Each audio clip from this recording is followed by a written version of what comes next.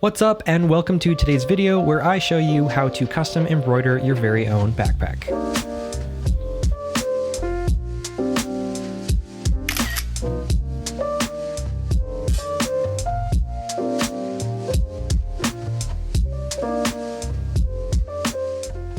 So in order to do leaves, you're going to imagine this type of shape. Start with a vertical line going up and another coming out through the top and back through your second hole. Come up through the bottom, slightly to the left or right, and go back down underneath the thread. And so on and so forth. After you've learned this, you've already learned how to make the flowers. You'll repeat the same process as the leaves, but you just won't have the middle line. The stems of the leaves will be very easy. You'll just double back into a previous hole that you've made.